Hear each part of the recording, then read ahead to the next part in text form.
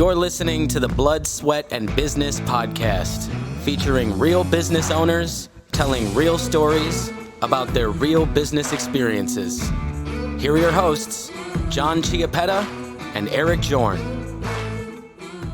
All right, welcome, listeners. We have Mike Sokolski and Rob Stoner here from Horizon Managed Services.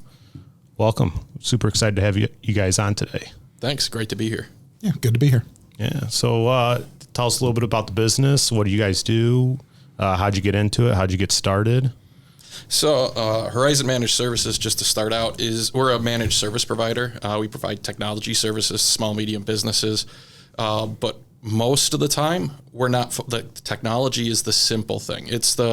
It gets us in the door. It solves a need. But what we focus on is going a step further, providing solutions of automation or looking at ways we can improve processes with our clients, put time back in their day so they can hit above their weight class without having to bring on additional staff, or be able to achieve greater revenue goals with what they have today. That's awesome. I think hitting above the weight class, that resonates with John. You're a little. There you go. There you go. John's into boxing. So yeah, okay.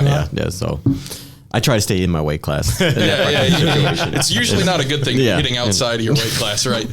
But no, I mean, we got in the business. I mean, so the business has been around since the early mid 80s. My folks started it as a software development firm. Writing a lot of software for Snap-on Tools was the first client, and they're still a client today. We do development work for.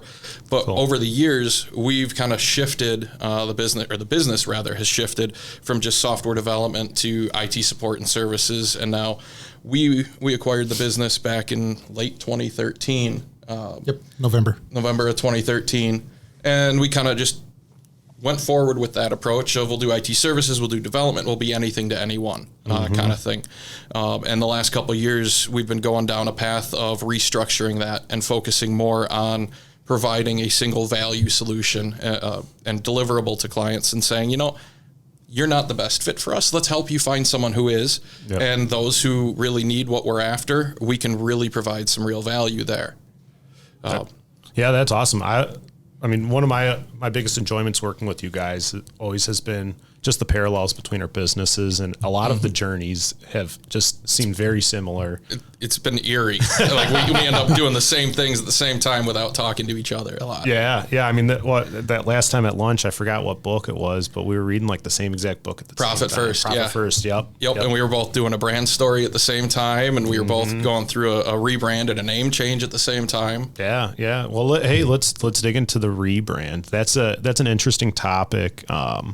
We went through one back in October of last year. It's been very successful, at least for our national presence. So we've expanded significantly into other states just based on having a different name and a different presence that's more, we'll call it internet-based and less locality-based. Sure.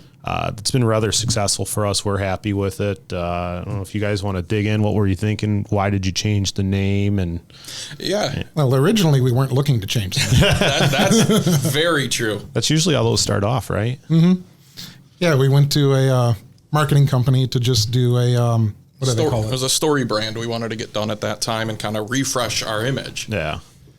Yeah, and through it, we were computer technologies before, and they were trying to figure out a way to get that to work, and they were just having all kinds of trouble trying to get something, I mean, computer technologies, it's so generic. And it's so on the nose, there's nothing to play off of, and every state, there's a computer technologies company operating, so we couldn't protect the marks or anything like that. Yep.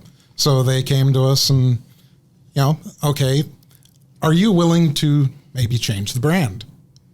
And at first we were, no, we're computer technologies. I mean, it was originally Rob's parents' company, and I was there for, what was it? 20 years, 25 years at that point. So it was computer technologies to me. I mean, you started there when you were 19. It's just not a business thing at that point, man. It gets emotional and a legacy, yeah. But eventually we came around to, okay, give us some ideas and let's see where it goes. And I think we spent, the better part of an afternoon in the conference room just trying to come up with ideas. And Yep. That's actually pretty good. Yeah, That's actually pretty good. For That's us, really it was good. quick. The marketing firm spent better part of a week coming up with a list of 20, and then we went and spent the afternoon trying to whittle it down. Okay, we like some of these concepts. What can we play off of? What would we tweak? And I think ultimately we ended up landing on one. They suggested Horizon Solutions, and when we did, the firm we're working with is out of the UK. So when we started looking at, can we protect the marks? Are there existing trademarks and things like that? We couldn't. Solutions was too generic again, and started getting into that issue. And so we just, let's be a little bit on the nose with managed services. We can disclaim that on the marks, but still protect the trademark and all that. And the rest is kind of history, where it made much more sense. It spoke to what we were doing, not the legacy. And that's been something to overcome with some clients that were used to how we used to operate.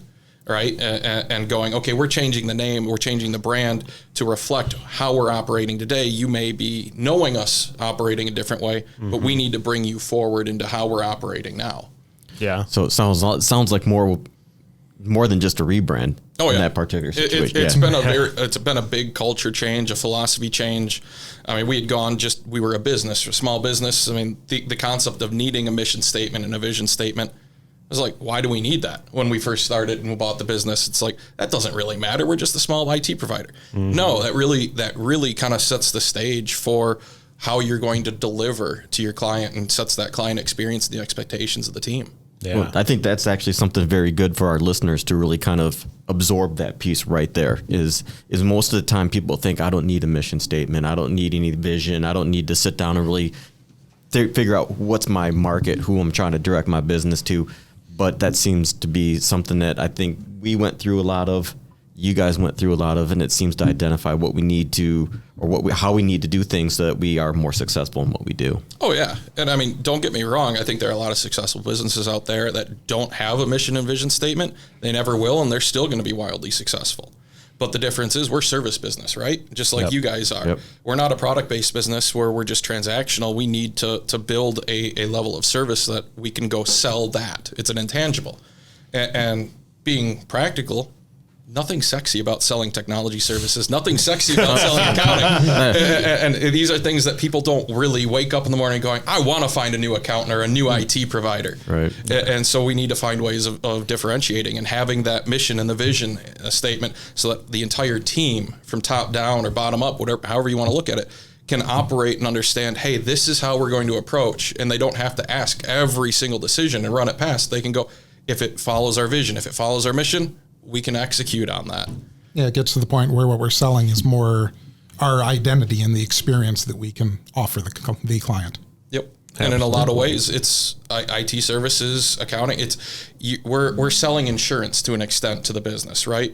For us, it's selling that they're protected, and that if they have an incident, like some kind of cyber event, we've got plans in place to remediate it and to minimize the damage and the risk. And all that. Same with you guys. I don't know your key points, but it's a lot in the same way of, making sure that, small business is protected from the IRS. Obviously, that's really that safety net. And, in reality, be a resource for all those other, mostly financial and regulatory type of things that are coming to them. Maybe not a cyber attack, but, new legislation comes out. I will say we did get our opportunity to sell sexy products when PPP and the employee retention credit came out. For once, we got to say, hey, you're going to get some money no matter what. Yeah. In a lot of cases. And that was, it was great. It was great for us. We appreciated being able to help our clients through these complicated processes, maximize their opportunity on those. But that ship has sailed now largely. And now it's, hey, what other opportunities are there out in the world? Yeah. And for us, the biggest challenge I find in working with clients and prospects is trying to shift the mindset of everyone's used to having an IT guy or the break fix model, even managed services where they're paying a flat monthly fee. Most people understand that concept today, but it's still viewed, the relationship anyways, is still viewed such that I come to you when I've got problems and you fix them, rather than we get you a seat at our table in management discussions so that technology is represented to understand where the vision of our clients are going, where their business is going, what do they see as a challenge, a roadblock, or what is their goal 5 years from now, so that we can be involved in the conversations and help set the stage from a technology standpoint to support that mission or that goal. That's our biggest challenge from my perspective anyways. Now, Mike probably has a different feel because he has to go and say, okay, Rob was having this conversation. Now we have to back it up with technology, right? We have to actually achieve those goals and all that. But yeah, Rob tends to promise the world, and then I have to deliver on it. the good news is I don't over-promise. I'm working on under-promising so that Mike can over-deliver. But yeah. We call that the wow and the how. Well, again, that's part of the experience. And we've heard that, I think, multiple times, the podcast that we've been doing, that, as our service is you're not just selling our service, and, but you're selling that experience. Yep. And I think that's an important thing for both sides of this table. We have to make sure that, you guys come and talk to Eric. It's your experience in talking with Eric on a daily basis or weekly basis, however often you guys talk. But, absolutely. I like that, what you said. I mean, I believe that was what you said. You said selling to your experience. I think that's such an important concept. Yep. Yeah. In the service business, we're not selling. I mean, we're promising a result, right? Yep. But we're selling that experience and all that. So I think the big difference, or one of the big challenges in my mind at this point, is trying to, as we're growing. I mean, we've grown. We've gone through some ownership change. We had a partner that ended up exiting the end of 2020, was it? Yep. Due to some personal circumstances and challenges with COVID therein. And we've been changing how we operate, how we do service delivery. But as we've been growing through that, I mean, we've doubled our headcount since the end of 2020 to right now, where we're at today. The challenge, though, is separating from the client's perspective. I go to Rob or I contact Mike and go, nope, it's Horizon. It's getting that brand recognized, and that brand is who they go to. And it's just it's a matter of a lot of conversations and just proving over time that, yep, it isn't just Rob. It isn't just Mike. Yeah. Type of a thing. Yeah. I mean, we're dealing with that on a pretty regular basis as we expand, we grow. It's okay. It's always going to be Eric for us. Exactly. So. Only when the bad stuff happens, it can be Eric. When I have a staff person working with you, they get all the credit for the good stuff. I'll take all the heat for the bad. Eric's a good boss. Oh yeah. Yeah. So changing a lot of processes. Okay. So what type of internal pressures are you feeling then with your staff dealing with these changes? I mean, we're going through quite a bit of changes right now. And I would say if you surveyed our team, every single person would say change right now is the hardest thing that they're dealing with in their role. Yeah. No, I think that's probably very true in our environment as well. Mm-hmm. Change and just the speed at which we're trying to execute a lot of things. I was talking earlier, we were talking, and I was saying with all that we're going through, it kind of feels like we're trying to change a couple tires on the car while we're driving that car. That's safe. Yeah, very safe. But no, I mean, the biggest challenge, I think, is finding the time to carve out, build the appropriate training, and make sure our team understands not just what is being changed, but in a lot of ways, it's explaining the why, how this is going to ultimately benefit them in the long run. One of the things we've implemented the last year and a half, maybe 2 years, is doing DISC assessments on all of our team. And that's helped tremendously understand the motivators and the drivers so that we can impact change and communicate with them the best way possible so they understand it. Like one of our, yeah. Yeah, I imagine that accountants and computer techs are very similar personality-wise. I mean, you have to have the same type of, driving factors to be able to be good at computers and be good with numbers. Absolutely. And quite often what that leads to is somebody who is very resistant to change. I would agree with are those CSs? Yep. Those are CSs. And I'm a TC. I'm the exact opposite. Yep. I'm one of those CSs. And I know for me and for all the other CSs out there, the way that it works is, no, we're not going to change. Mm-hmm. But give me the reason why. Tell me this change is good because of this. And then, nope, on board, 100%.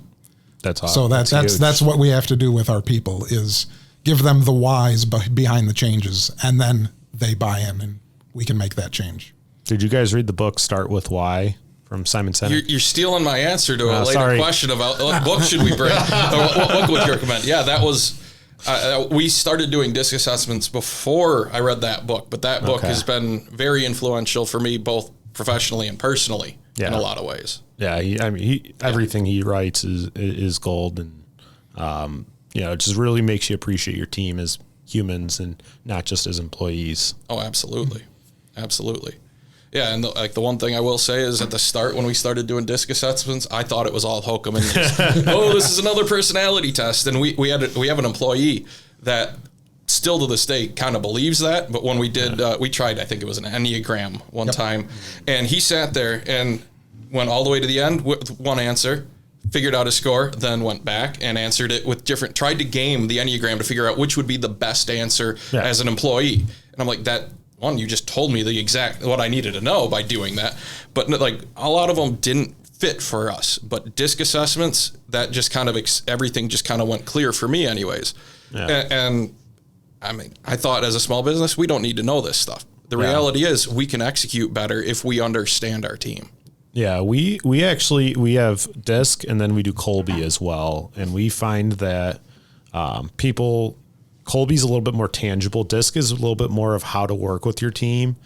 Kolbe is a little bit better of like a role fit, right? So if somebody falls in a certain scoring range there's 4 different attributes essentially. They fall in a certain scoring range. They're probably a best fit for being a CPA versus being a salesperson, right? They have nearly opposite scores. Sure. In that fit. Ironically, our salesperson who does a fantastic job for us is more fit to be a CPA than a sales guy, but selling our product is it actually kind of makes sense in a way. Well, you have to understand it. Yes. That's like the sales guy we've got right now who's doing the best of any of the sales reps we've ever had. He was a computer science major in college. Oh, perfect. And then he's been kind of interested in technology his whole life, but just kind of like me, it's like I don't know enough to actually make my living implementing the changes and know enough to be dangerous and have the conversations and translate between technical and non-technical people. Yeah. And it's in a lot of ways, I have a feeling if we gave him a Kolbe test, he'd probably be more aligned to an engineer or an agent that we call than a salesperson. Interesting. Yeah.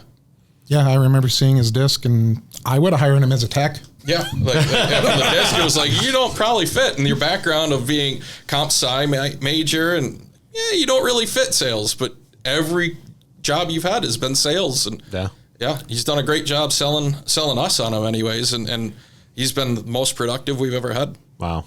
So speaking of growth, you guys have grown pretty drastically over the last few years, and at the same time, you're right-sizing your engagements with your clients. So you're getting out the break fix, you're moving to the managed service provider. Obviously, you're going to have some attrition there because there's a change and shock. Sure. Talk to us about how you're growing. Yeah, I mean, a lot of it is more organic at this point. It's been me trying to drive sales, and I'm a DC, but I'm an introverted DC, which is kind of odd, I've been told. But I'm not going out there knocking on doors. It was more word of mouth, and honestly, we'd kind of reach out, we'd get some inbound, and we'd go and, you know what, I'm not going to sell you on this. Here's how you can solve this in 15, 20 minutes, or here's an hour of my time, fix it, we're not right for you. Doing the right thing. And then that's come back in spades over time. It's a much longer cycle, but by being valuable and giving more in value than you receive, I'm going to use that as the Go Giver book series later. But like giving more in value than you receive has paid off in dividends over the long term for us anyways. And now that we've got the salesperson, he's going out and actually doing outbound, and we're looking at possibly switching marketing firms to drive more inbound traffic and opportunities as well. Oh, cool. Yeah, that's a big strategy. I mean, in 2021, we switched from a completely outbound sales method, cold calling, to cold turkey stop. It was about August 21, and we shifted completely to an inbound strategy where we're at a point. That's why we're here today, is creating value for prospects, clients, anybody who wants to listen, and it's paying off huge. Oh yeah. And it's, again, I think it goes back to you're giving something out, not expecting necessarily a return on that. Exactly. Now, the implied expectation is you'll eventually get something from it, right? Yep. But you're not going out and saying, hey, I'll give you this if you give me that. Yeah. which is what most people sell on today. Absolutely.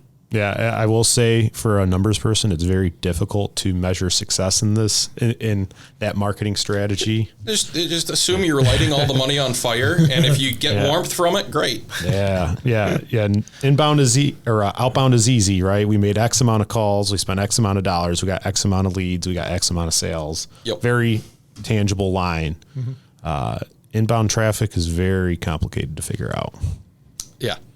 Yeah, that's what we've been told, and as we've been trying to build on our own, we tried to build some tools to measure that and set it up and do it all ourselves. And we're like, nope, our time is better spent elsewhere. Let's find someone that can just do this for us. Yeah, it's like what we tell our prospects is, outsource your IT to us. Let you focus on the business. We'll handle the technology and the challenges therein. Why are we trying to be marketing people? It's like, let's go to someone who actually lives and breathes in that space. Yeah. And then we'll do what they tell us to do, type of a thing. Yeah. Take our own medicine. Yeah. That's great way to put it. Yep. But yeah, I mean, as back to the growth and the attrition and all that. I mean, yeah, we're seeing a little bit of attrition with the remaining break fix clients we have, right? It's the reality is we've been making this transition over years, and we've got only a handful left. Some are interested in converting, others not so much, and in those cases, we're helping them transition to a new provider and find something that fits how they need to operate. And one of the biggest changes for me personally is realizing that all money is good, but not every dollar is a good dollar to chase. Yeah. Oh, that's actually a very interesting topic in of itself. I mean, we could probably do a podcast about for sure, strength of revenue. Yep. And not just strength of revenue, but even from what is a distraction from what our goal is. And we may be wildly profitable providing a service that someone comes to us, say, hey, this isn't in your wheelhouse, but do it. We'll pay you. We'll give you a blank check. Well, sure. As a revenue, I want that revenue. But if that's going to take us off our mission or lose focus on where we're trying to go and what we're trying to deliver on, it's not right for us. Yeah, that's so important. That's such a great point. Like, business owners need to understand that you have a vision, you have a mission, you have a product you want to provide, and to continue to provide that product and or do it very well, you can't take on, even if it's, we'll call it sexy, right? Hey, a big, 6-figure job, and that's going to have a high profitability rate sounds great, but is it going to detract from your relationship-based customers? That one-time event, is that really worth it? That's huge. I mean, again, we did that with ERC work where we focused on our clients. We said we do this for our clients, but if you're outside, hey, we got to take care of our relationships first, and we'll get to that when we can. But the key was take care of our clients first, because that's who we have the relationships with, and that's who we prioritize. Yeah, we had to do something very similar several years back when we got rid of residential clients. For a while there, we were servicing residential customers as well, but we were seeing that was just pulling our techs away from the work they had to do for our business clients. So we had to drop that part of the business and focus on our business clients. And now we're having to drop the break fix clients and focus on our managed clients. Wow. Yeah. And I mean, in a lot of ways, looking back, because we dropped residential just before COVID and all that, which looking back, it's like perfect timing to just be done with that. But like, we've been subsidizing the break fix work, just like we had been subsidizing the residential. It was never profitable, really. Looking back and seeing, okay, did this actually pan out over the long term? But it also, looking back, a lot of what you said of the ERC stuff that you guys kind of said, nope, we're going to do it only for our clients. It's really, I'd never thought of it until just now, but it's been in our DNA since the late 90s. Because when Y2K came around, I mean, we were at that point, I wasn't involved. Mike, you were an employee at the time. Yep. But the Y2K code reviews was just a money grab for any development shop. And that's what CTI was at that time, was development, and I think probably 5% IT services. And we didn't do that. We did it for our existing clients, and we did not go out and pursue anything for just code review. Wow. And I'm looking back at one hand going, man, that would have been just money, like just dumping that off the back of a dump truck coming in. But at the same time, it's not the focus. It wasn't it wasn't all just about the dollars and cents. It was about what makes sense missionally and what do we want to do to keep our clients' best interests in mind. It takes some guts to do that, though. It does. Because you're telling yourself, I don't want that stream of money or something like that, and knowing that it's going to be wrong for you, but you still got to eat. Yep. Oh, yeah. And right now we've got clients where that are on the break fix that told us, we're not interested in managed services. And we may have some recurring services and recurring revenue that we get from them every month or every year or something like that. And the reality is, if we look at the P&L, they're cost us. We're still profitable. So we could, from a financial standpoint, keep them around, service them how we do, and it wouldn't drive us inverse on that profitability for that client. But it doesn't move us forward, and we're offboarding them as we speak, transitioning to other providers where it makes more sense and they can deliver how that client wants. And I'm going, on hand, we're just stopping revenue streams, but it doesn't distract really, because the time it takes to service them over a year is minimal, but it doesn't line up with everything else we're doing. And if we're going to be true to what we're doing and what our mission is, we need to be true to it, soup to nuts. Talk about what's that process look like for offboarding a client? Because that's it's I think a lot of business owners get to a point where they get the vision, they identify that they need to carve out this sect of their business that they don't want, and that disrupts their core value. But then the execution phase is where it usually ends up dying out of, they don't want to confront the client and say, this ain't going to work anymore. Or they don't have a process, or they get nervous and they say, I don't want to leave this person hanging. Let's not, string them out. They care. Yeah, exactly. They care. And that's again, part of the struggle being in a service business is you establish a relationship, whether or not they fit your model or they don't. Mm-hmm. And we just naturally want to help people. Yeah. Yep. One of the clients that we're offboarding right now has been with us for 16 years. Wow. And they've been mostly hands off. They're just a small business, couple people. Yep. And that was how we were operating back then. Mm-hmm. But it doesn't fit now. And it's the process of offboarding. Yeah, it's terrifying going and saying, hey, our operations have changed. We've been servicing you. You've been a great long-term client. We can't service you anymore. Not because we physically can't, but because we're choosing not to. Yeah. That is as someone who, Mike doesn't make have those conversations. That falls on me. Yeah. And I'll be honest, I hid behind email for a lot of these. And frankly, most of them are just operate via email anyways. Yeah. But it's a challenge to work yourself up to say, you know what, I need to execute on this. Mm-hmm. But at the end of the day, it was just a conversation. It's been received well. It was surprisingly well. It shocked me a little bit. And as we're offboarding, as we're telling them, hey, we're going to stop services, they're telling us good luck and best wishes as you go forward in your new model and all that. And that to me is a strength of, hey, we've done good by them. Yeah. And they understand that things change over the years. I mean, the reality is we all get new cars, every 5-10 years or so. Some people, or you try and keep it along, but eventually you're going to change something in your life. It's not what fits today isn't going to fit tomorrow. Believe me, my wife keeps reminding me of that. But I mean, it's that process is just, you just got to work up the courage to do it. Yeah. It's really not hard. And your approach is real honest though. Oh, absolutely. You have. Yeah. And I think that's what really is the beneficial driver is you're being honest with them. You're saying thank you for the time that you spent. Yep. I think that's huge. Yeah. And we're not completely hanging them out to dry either. I mean, it's not like we're telling them, okay, in a month, we're just going to turn your stuff off. Right. We're telling them well ahead of time and letting them know that if they need some help, transitioning to a new provider, anything like that, we're there for them. Yeah. And like what we're doing right now is if we're choosing to offboard a client, we're choosing to, at least in this transitional break fix type and all that, we're eating the cost of holding their hands, helping them through it, because it's the type of people we want to be, right? Ultimately, it's how do I want to, what's going to leave the best taste in my mouth? Are we going to nickel and dime them on their way out? Or am I going to do what I think is right so that I can feel good about how we handled that entire situation? And so we'll hold their hands. We'll help them through it. We'll invest time that we're not going to bill for. We'll go above and beyond to just make sure that they're taken care of.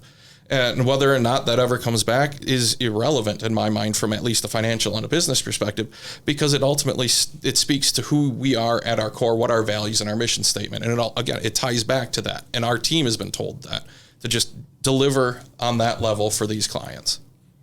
That's huge. And you've found a successor for a lot of them, or referred them to somebody? We've done some referrals. Yeah. The challenge these days is break fix is more or less dead. Yeah. I mean, the one or two referrals we've done, they're one-man bands, as we call them, or trunk slammers. It's one guy hanging a shingle out, I fix computers, right? Yep. Their focus is on being a tech. Yeah. Fixing the tech problems, where our focus, like, yes, we fix tech problems. That's ancillary. That's secondary to, we solve business challenges. And there are very few, or they're getting fewer and fewer of those. I'm just a tech. I just want to fix problems, bill you when something breaks, and solve it. So there, in a lot of ways, there's risk to us making a recommendation, because they pop up and then they shut down a couple of years later too. So that sounds like part of your brand story. A little bit. Yeah. So do you have an elevator pitch, Nate? No. I don't. Our sales guy does. Like I said, there's a reason I don't actually do sales. I'll have the conversations once we're basically closed and all that. Yep. But yeah, I'm terrible at actually selling and actually closing. One of my favorite things within the Story Brand book was, he talked about walking around the office and asking people to recite like that elevator pitch, and if they answered correctly, you gave them a $5 bill. Well, $5 bills are hard to come by, but I always thought that was a cool concept to get people's buy-in, and you could do that with anything, right? What's your focus? If it's growth, probably elevator pitch. But if it's, hey, we really want to focus on our core values or our mission or whatever it may be, right? Reinforce that and walk around the office, do it. I mean, obviously you might have to do like a surprise Teams call. Yeah, we'll do it over Teams or something virtual like that, cup of coffee, because that's the world we live in now. But. Well, it is. And I mean, before pre-COVID, we were in the office 5 days a week, the whole team. Yeah. COVID hit. Before COVID hit, myself and one of our team members we were both having kids. We both had wives that were pregnant, about to have kids at the same time. And so we shut down a little early and just told everyone, grab your monitors and dial in. Everyone was laptops and all that anyways.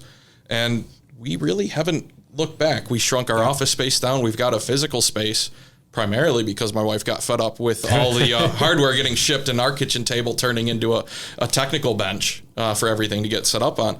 But I mean, Mike and I both work remotely. We've got 2 others that are full-time remote, and the rest of the team just kind of rotates through the office to get some kind of camaraderie going. That was the biggest challenge, is when we went fully remote, is keeping that team cohesive.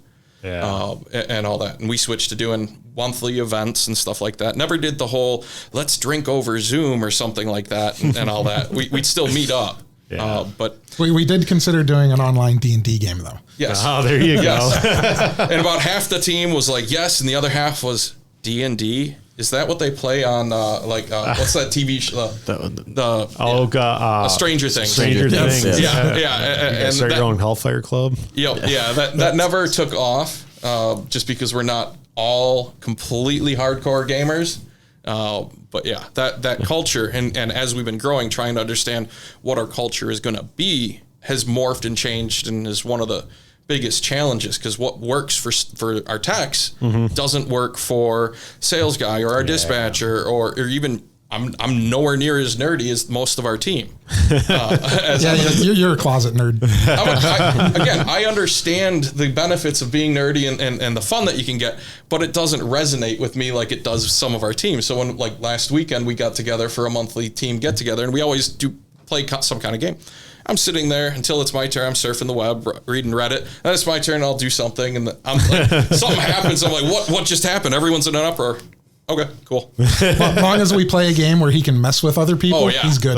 Yep. That's really my secret goal, is just pick someone to screw with the entire game. So that's good. That's huge. Well, I think that's cool that you guys kind of brought out how you guys are managing, remote workers, because I think that's a challenge for a lot of companies now, trying to figure out, well, how do I get this done? How do I manage, or how do I measure what they're getting done each day, or that kind of thing. I think that's and it's interesting. I like your game your monthly game night or something. That Yeah, you we guys do I that think that's monthly, pretty and then cool. every quarter we do. I don't even know what we officially call it. It's basically our team, their spouses, significant others, it's like the old company picnic concept. Yeah. Although we do that 4 times a year, or I think we're going bowling next month with everyone. Nice. We've rented out movie theaters. We've done escape rooms where we'll split into 2 teams, run 2 rooms in parallel, then flip and run each other's rooms, and see who comes out first. See who comes out first overall and all that. Just get some cool. competitiveness and all that, but still, and build the team and try and build a culture and get buy-in, because it isn't. You spend 40 hours a week minimum working with your coworkers. Yeah. You're spending a lot of time around these people, a lot of time spent away from your families in a lot of cases. You need to like them, and you need to get their families involved and buy-in as well. Show that, what was it, when I was growing up and starting to work when I was in corporate, it was the concept of, I'm a manager, you're an employee, there is no personal connection, we're not family. And in a lot of ways there needs to be a separation. But at the same time, you can be human and have that connection, because with my generation and what's coming after is people want to feel fulfilled in their work and all that. And personal beliefs aside, we have to deal with that as employers. Yeah. Yeah, definitely the younger generations they're blurring the lines, but they're also really strong at setting boundaries. It's an interesting dynamic, because they want to have, I'm going to work whenever, and I'll work on my cell phone wherever, whenever, and do all that. But then they're like, I have this obligation that I like to do or maybe I like to sleep in, and I won't work until 10 o'clock in the morning, or I won't start till 10 o'clock in the morning. That's my hard stop, but I'll be flexible the rest of the time. It's really it's very difficult to migrate from your strict 9 to 5, then dealing with this new generation, but it's actually almost refreshing. And there are benefits to it. I mean, it's like when we went work from home with COVID and all that, and just, we didn't have a choice, right? Just like most businesses, it was we have to do it to be a smart employer and protect our employees. So I had a conversation with my folks after a couple months, because they used to own the business, and they were just asking how it's been with everyone being fully remote. I was like, it's actually been great. We were more productive. The output was more productive. Wow. The quality of that output went down a few percentage points, arguably, but what we were outputting was good. So we had to just implement some better quality checks throughout the process. And that's what kind of led us to some of our process improvements that we can touch on later. But they made the comment, they'd been running the business since the mid-'80s, that they wouldn't have been able to handle that, being a different generation and a different management mindset and approach, is they wouldn't have trusted the employees, frankly, to be able to work remotely and actually follow through on the tasks. And it's not, I don't think, a negative mark on them. I think it's more of just somewhat of a generational and just a very different approach of, we had no choice. Whether we believed it was going to work or not, we had no choice, and we were forced to trust our employees. But I do think we both trusted our employees in a large sense to be able to deliver. And in a service-based business like ours, where we live and die by tickets, all right? Like a request comes in, a ticket number, whatever you want, accountability number, whatever you want to call it, it's a request. And we track that from the moment it's created to when it's resolved and closed out. So we were already set up to follow up on that and make sure that our team is actually delivering. Because if we're generating larger and larger piles of tickets and we're only outputting a couple a day, well, our productivity has dropped, right? So it was a very easy measure for us to just take. It was overly simplified. Yeah. There's a lot of ways we could measure more qualitatively, but it still allowed us to make sure that, hey, we're delivering. That's cool. That's huge. Yeah. Process improvement. Oh, God. Let's see. Do you want to take this, or do you want me to? Go for it. I mean, yeah, we were like, in a lot of ways, starting end of 2020, when we had a partner looking to exit. We had made the decision that we weren't taking on any new break fix work, period. We were only going to be taking on managed services, flat rate recurring revenue, and all that. And we knew, like, we took a look at our process, which was in a lot of ways like any other SMB IT provider that's under 15 employees. And that ticket comes in, someone grabs it, they work it. If they can't fix it, they raise their hand, they reach out to a team member and see, hey, can you fix this? And it bounces around, and there isn't a defined process to follow. Effectively seat of the pants with a few suggestions. Yeah, I mean, I don't like saying that publicly on a podcast, but the reality is it's best effort. Whoever grabs that is going to think is the best way to approach it. But stepping back, process-wise, there's no way to be consistent and provide a consistent outcome and a repeatable result for clients. And then when you start scaling and looking across clients, are we implementing solutions that are cookie cutter, not in the sense that they're delivering the same exact result, but that we can support them, and we're installing a printer the same way for client A as we do for client B, so that we can be more effective and efficient in solving their issues. The reality was no. It was whatever tech grabbed that ticket, did it however they thought was best in that moment. Wow. And so we reached out. We had been working with a firm trying to define our sales process and get that in place up to that point. And we reached out to them and said, hey, do you have anything from an operational standpoint of how we can kind of mature a little bit, grow our operational maturity level? And they did, but we didn't engage with them. We had some conversations and found they're not really the right fit. And we reached out to some peer groups that we were a part of, and they recommended we work with a firm called C-Level. And that's all they do is work with managed service providers to implement processes that are repeatable, to build training, and to just kind of raise that operational maturity level up. And so we've been working with them since mid-January, I think we onboarded with them. Yep. And so going in, we knew we were blind as to how long this would take, right? We're very optimistic. We're telling our team, we'll start implementing some of these things in April. Yeah. And it's mid-January.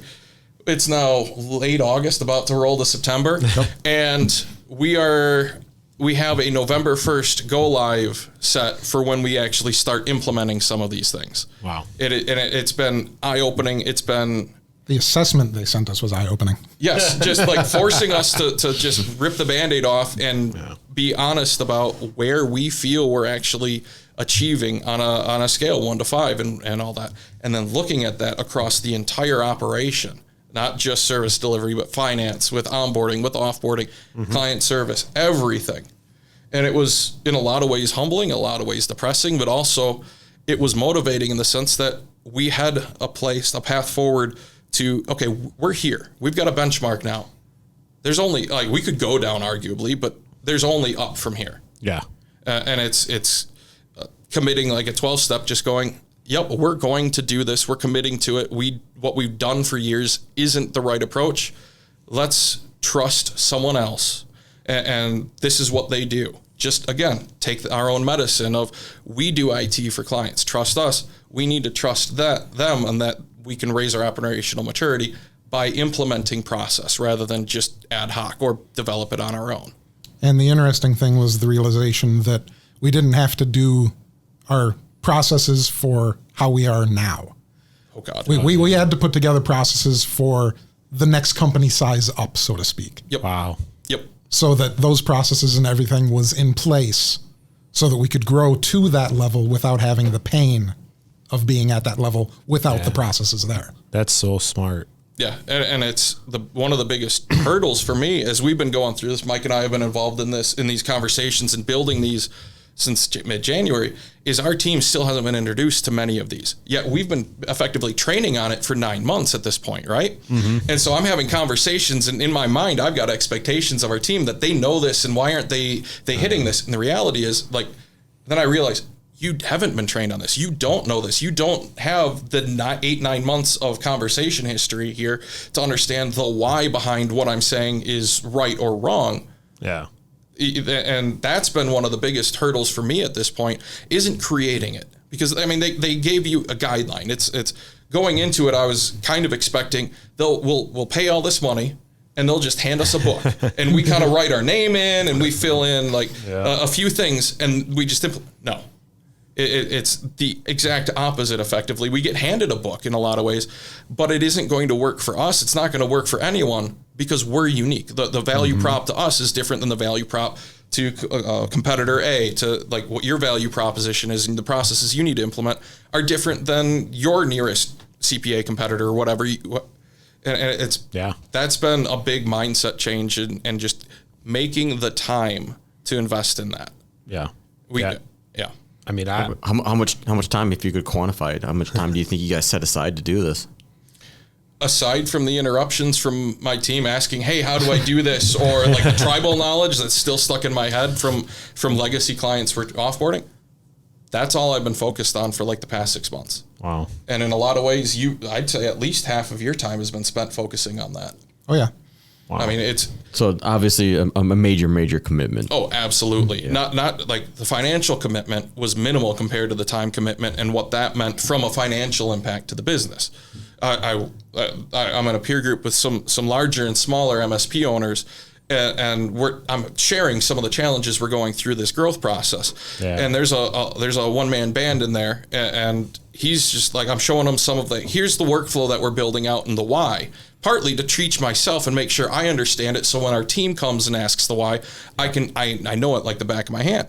And he's going, man, this is crazy. You're gonna be able to scale like crazy. Do you really need this? And I'm like, no, I don't need it right now. I need it where we're gonna be in a couple of years, or rather where our target is gonna be. And he's asking, do you recommend I go through this? And I go, absolutely. It's worth 3 times what they're charging us, if not more. And I wish we would have done it sooner, but there's no way we could have done this. We didn't have even the insight into our own operations to know we needed it, let alone the available time to implement it. We needed to be wrong and grow to a certain point of being wrong so that we could afford to kind of right the ship, so to speak. In a way, we weren't ready mentally Absolutely. to take on that, development of the business.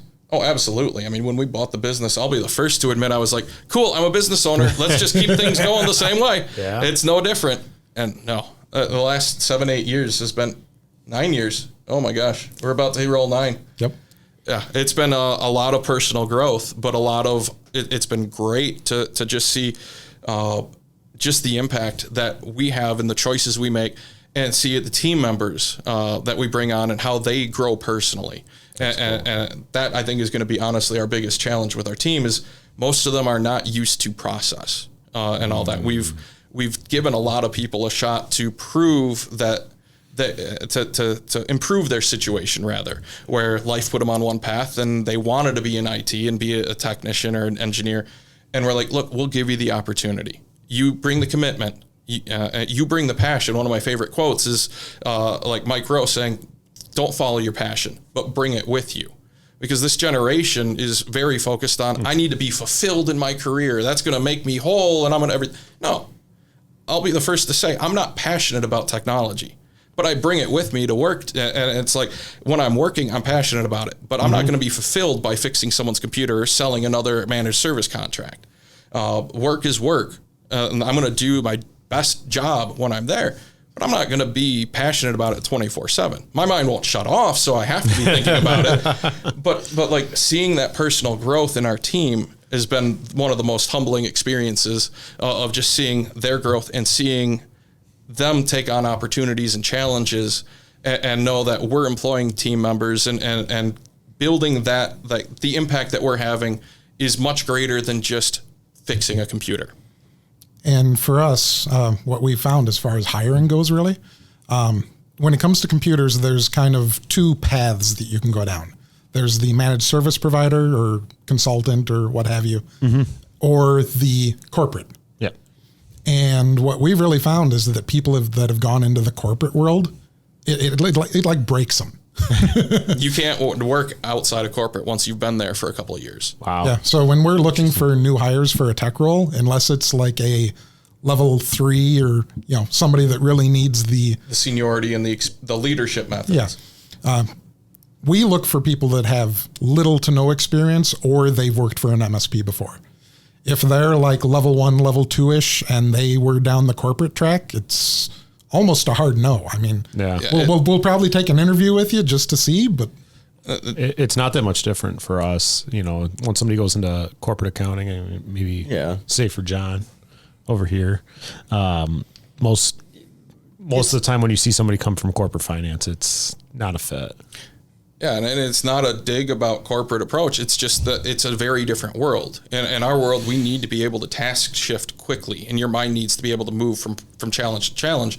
And there, as much as we're working, one of our challenges right now is building a standard set of documentation, and even implementing just a philosophy surrounding how we document, how we organize, and all that.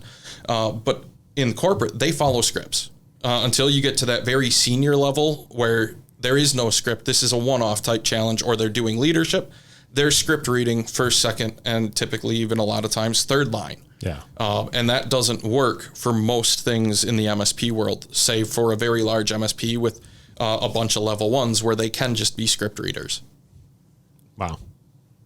Did you have something you wanted to Oh, no, I was just saying, like, I was on the corporate side. I just, I was agreeing with you. It's a very interesting thought process, is that I was just kind of thinking about it because, I mean, I spent some time in the corporate world before I actually branched out, gone into the public accounting. And it's just, there's really no correlation between the two. Yep. There's It's a absolutely Very different mindset. Yeah, it's such a, I mean, I'm thinking about month-end close or whatever, and we do month-end close, but you're doing it for 25, 30 different companies all at one time that all have a different process, and so it's just a very different thought. And it's interesting you say different process, because like one of the things in the IT space that's very common, or at least coming from the corporate world, a lot of times they're following like ITIL best practices, which is like, it's a framework for delivering best in class IT. And it makes sense in the corporate when you're worried about your environment and your approach.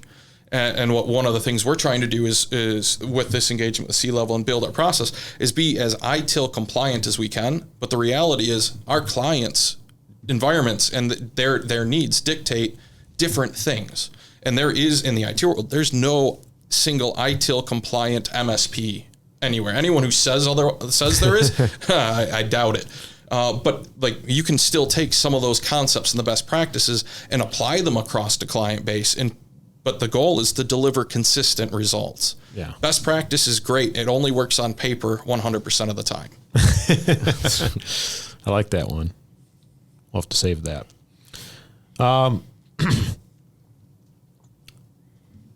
Talk to us about when you had to. This was something I thought was a really cool situation to hear, and I think it was a good show of personal growth. You went to your biggest customer. I know where this is and going. told them that we're not going to service you the same way anymore. Yep. How did that? Tell us about that. Oh, we're still servicing them. So like when we made this decision to transition, operationally things started changing in the back end, but we didn't go day 1 or day 10 and have the conversation with our largest client that, hey, you know what? We're changing our approach, get on board or leave. And financially speaking, having that very blunt conversation, I'm a blunt guy, that's the conversation I want to have, but financially speaking, that would be like more or less a death blow, or it'd be something to really try and overcome, being that blunt. And so it's been more nuanced. Mm-hmm. But going into this year, our largest client's been growing as well, and they've been acquiring locations and other companies and folding them into their overall vision for their company. And so there's us and one other MSP that's involved, and kind of we take on some, they take on some. It depends on the division and a bunch of other things. But when they acquired a couple more companies and came to us and said, hey, this is in this division, we want you to take it on, get us a quote. We said, yeah, we can, but here's how we're going to do it. We'll service your existing in the way we've been doing for a while. We didn't even put an end date on it at the start. We said we won't take on any new business with you, any new locations, without it being under our new model. And it was that took probably a couple of weeks of you, Mike, and I going back and forth saying, are we really going to have this conversation? Are we really going to do this? And all that. Because, I mean, even just saying that, having that conversation is a risk in and of itself. Yeah. I mean, in the IT space, it's sticky. We're sticky. It's hard to just change IT providers.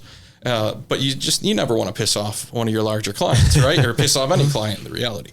But once we did that, it was very freeing. It was a weight lifted off our shoulders, or at least for me anyways, it certainly felt that way, of, you know what, it's committing to our approach for right or wrong. We're committing to how we're going to operate. We're staying true to our values and saying, nope, we're turning down a revenue stream because it doesn't align. And yeah, we didn't get those locations, but guess what? That's not going to impact our operation. What it's done is actually remove distractions, because if we had brought on those locations, they would have ultimately been distractions from the changes we're trying to implement so that we can better serve all the other clients that are coming along with us for this journey and say, yep, we understand, we want this approach. Yeah. Wow. It's huge. It's hard. It was a challenge. Now it's very freeing, and it's very much been a weight lifted off the shoulders, where I used to stress a lot about that client. It's, nope, cool. Whatever happens. I'm not worried about it. Mm-hmm. We're gonna be fine whether they get on board or whether they end up fully leaving. So yeah, it really comes back to that earlier conversation where we have to ask, okay, yes, this is money, but is this good money? Yep. Yeah. Well, and more importantly than money, does it align with my vision? Right. Yep. Yeah, and that's the thing is when you're starting out, you almost have to take everything that comes your way, right? You have to put food on the table, like you said earlier. You got to eat. But once you start, in a lot of ways, I think if you commit early on, though, you may not eat for a while, which probably in my case would be good. but you're going to find those that truly align with the vision. And for us, we're doing that later than we should have. Yeah. But it's been, for the team, it's been very impactful for them to understand, here's what we're doing. And like the biggest change, going from a break fix model where every single minute is billable to the client. And in a lot of ways, it's an adversarial relationship, because if you're the client, you're only calling us when things are on fire. Yeah. And from the minute that we pick up the phone, we're billing you. So not only are you on fire, we're charging you to be on fire. Yeah. And for us to maybe come out and put it out with a hose. And more than likely, you've spent a couple days or at least a couple hours trying to fix it yourself before you call us. So you're already frustrated when you're calling us, and then we're making it painful on you. And the inverse is so true with managed services, where we're trying to build a true relationship where we're on the same side. We're both fighting technology, right? You have one problem or 1,000 a month, it costs you no different.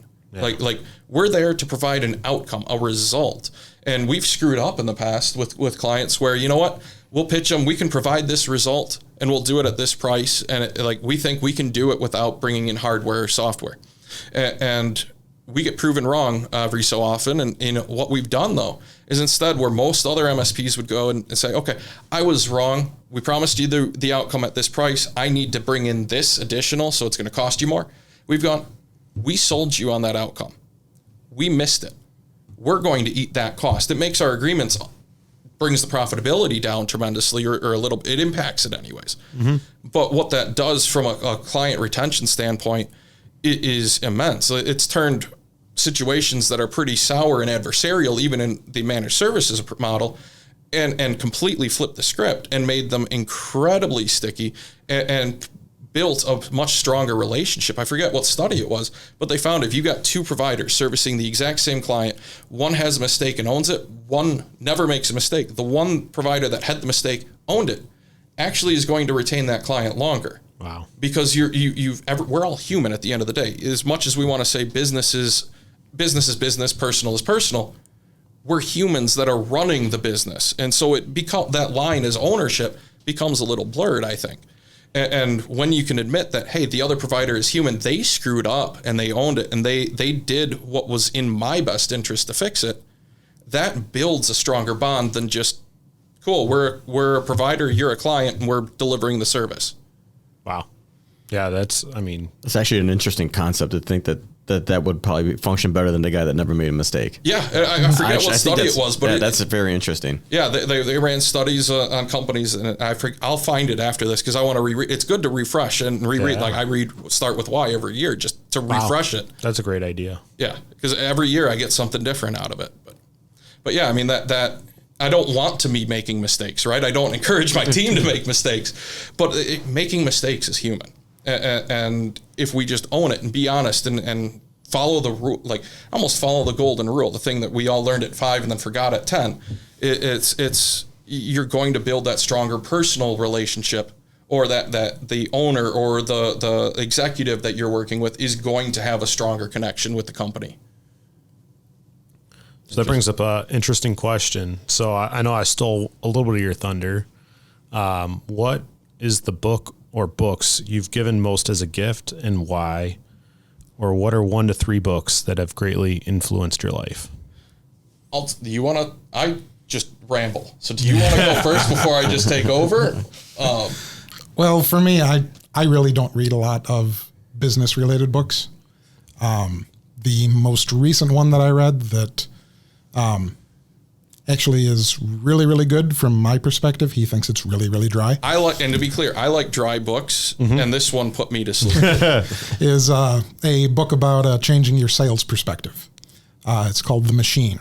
Okay. It's all about taking the ideas of a assembly line, where you're dividing the job between different people, and they specialize in each thing, and applying that to your sales process, where instead of the salesperson taking on the entire sales process, soup to nuts, they're specializing in talking to people and closing on the next step.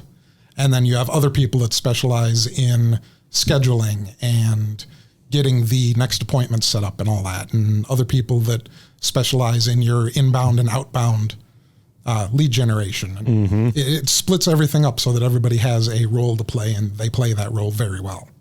It's very much driven, if you're familiar with EOS or theory of constraints, it's a lot of that concept applied to sales. Yep. Interesting. Yeah, that actually I might end up on my reading list. I've read Traction. EOS is an interesting concept. I haven't implemented it before, but I'm there with you. I've read Traction. It's interesting. Yeah. I think there's, in a lot of ways, I think a lot of business books, they're trying to implement them as a whole is more challenge than it's ever going to pay out. You're not going to see the ROI in a lot of cases, but there are nuggets to pull from them. I think when we've transitioned from a couple different sales approaches over the years and different sales consultants, and I think you put it best when you said was it Bruce Lee or Jackie Chan? Our approach? Bruce Lee. Bruce Lee. Let's say Bruce Lee. We like Bruce Lee. Yep. Yeah. We're not gonna just commit to one martial art. We're gonna take the pieces, the best of multiple, and make our own approach to it. Oh, so you're recrafting Brazilian jiu-jitsu. I mean, he is a black belt. May not be. Are you really? Yeah, I am. Oh, that's so cool. In Kenpo Karate. Oh, wow. Yeah, let's see. We've got you're going to be training my daughter soon, but I believe you said the requirement was that I go through it as well. Yes, so I haven't ordered my uniform yet. But as we're driving down, he's like, "So you get your uniform yet?" I'm like, and now it's really guilting me because my daughter's not getting to learn karate because I'm not. Doing something yet. Way to go. Yeah. Father of the year right here. Yeah. And for me, I don't really gift books. I have a much larger library than I end up reading. Yeah. But the couple that have really stuck with me are one, Start With Why. You stole my thunder on that one. But the other is, it's a series of very simple, small books. You can read them in under an hour each. But it's called Go Giver. And there's like Go Giver, sales, a couple different ones applied to different positions in an org. But the whole concept essentially distills down to giving more in value than you receive back. And all that. It's like we've got, when we get leads inbound or have conversations with clients that, hey, maybe we are a fit, maybe we aren't. If we pitch and we're not a fit, I'm still going to hand that lead over to someone else. And all that. Because it's not going to work out for me doesn't mean I want to leave that prospect hanging high and dry to go just find someone else. Like a couple of years ago, I had the mindset that we're all competing with each other. And there's only so many fish in that pond that if you catch one, that's one less for me to catch. And how we operate, our process, our tooling, that's all secret. And I can't share any of that because that's how we are successful. The reality is success isn't any of that. It's about building the relationship, in my opinion, and sharing. A rising tide raises all ships. The secret sauce is how we deliver. Some of the process that we're going through and building that's unique to us through that C-level consulting, that stuff I'm not going to share, right? Because even if I did, it wouldn't apply to you as another MSP because your approach is different. How you deliver is different. But it's there's enough fish in the sea that we're all going to catch. I'm not worried about going hungry. Let's take care of that business because we may not be a fit today, but we may be a fit tomorrow. Or they may know someone who's a fit. Yep. And if we just treat them like any other salesperson, we're not a fit. Good luck.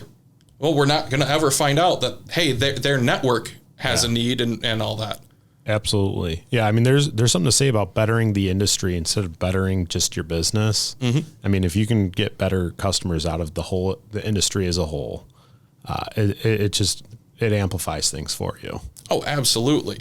And it's about bettering the industry as a whole, trying to better the clients. But again, back to the processes from earlier and how we approach it's solving the computer broken, right? Problem. We do it because that's like bare minimum permissions to play. At the end of the day, anybody's nephew can fix a computer. My 3-year-old operates Spotify better than I do. Like, I'm not kidding. I had to go to my wife and ask, how did she do that? And she didn't know. We had to go to my son, and he's like, click that. He's learning to talk. Wow. He's a little delayed speech, and he still knows how to operate Spotify and add things next to the key. I didn't even know that was a thing. But like, we've got a client where we sold them a managed services. They were we were fixing computers. We were going to look at their business process improvement. But at that time, we were no different than any other managed service provider to them. From their perspective, we were fixing their computer, but we were still an expense. Yeah. The owner was going through and had every day at 4:00, he had to send out this sorted, specifically this heavily massaged spreadsheet every day to some suppliers so that they could import their inventory and sell it online on their behalf.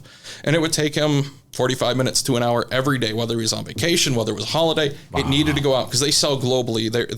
They sell little specialty electronic parts. Mm-hmm. And so in the managed service agreement, one of our value adds is because we were developers since the mid 80s, we still bring that mindset. And so we look at how can we automate things. So we automated that process, and it put an hour back in his day where he didn't have to deal with that. And then a couple months later, this is the client where we screwed something up, and we owned it, and it cost us a significant portion of a year's worth of profit to make it right off that client. But it made us much more stickier. Then he comes back, hey, I got this other idea. We've now made it so simple for him. Our sales rep has been trying to get a hold of him for the last 6 weeks to set an account review. The excuses we've gotten are he's golfing, and he's on a golf trip for a week. He's down with his son checking out colleges for a week. He was at a music festival getting drunk for the better part of a week and a half. He's not working more than like a couple hours a day, and he's out and hitting the links the rest of the time because we've automated processes that not just would take an hour a day, but one of the most recent was they resell others' inventory as their own.